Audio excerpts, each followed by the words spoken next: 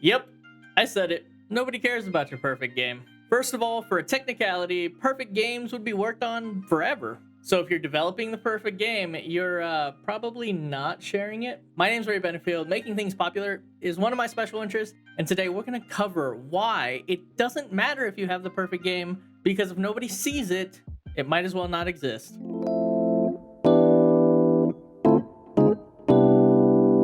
As a quick case study, I'm going to show you Reflection. Reflection is super simple, yet far from perfect. Reflection was inspired by the paintings of MC Escher.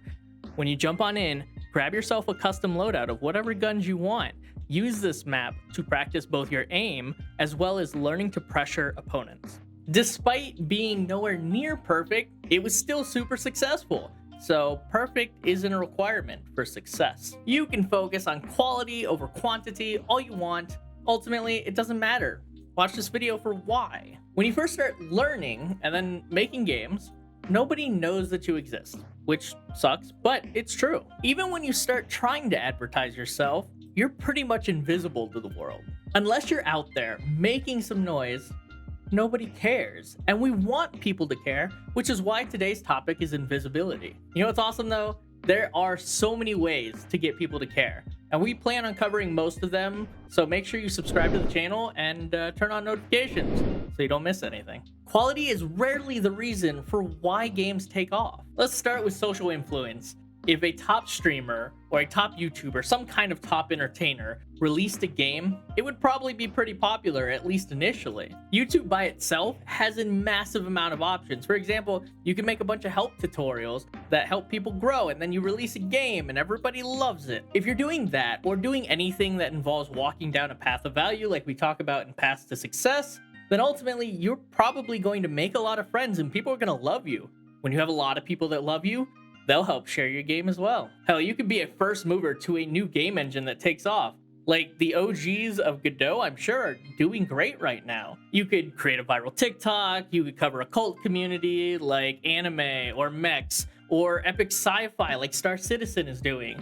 Ultimately, we've covered a lot of the approaches already in this devlog. You can check out the playlist here. I could talk about ways to succeed, but it's better if you have actual examples. Most people don't believe unless you give them evidence. I think it's best to start with Danny, who's super successful on YouTube. He's a game developer that basically makes prototypes, but he gets millions and millions of views on his videos. I'm sure his games are doing great. Let's go with something more mainstream, like Fortnite. Originally, they came out with PvE, Save the World with building.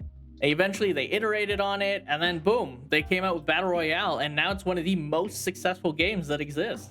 Final case study. Let's talk about Among Us, which took off on streaming recently. It was made by a team of 3 with 1 programmer, and they put out a couple releases here and there. And eventually, since August 2019, they've been in the top 10 of Twitch. They didn't just recently pop up. So stop trying to make a perfect game.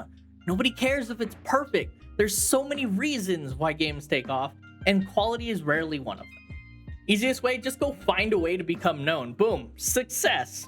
I've got my plan, I've got my contingencies, I've learned the meta of the industry. That's something we're gonna cover in the next video. Otherwise, catch up on the previous videos. The last one we talked about word of mouth, which is something you're going to need if you want to be known.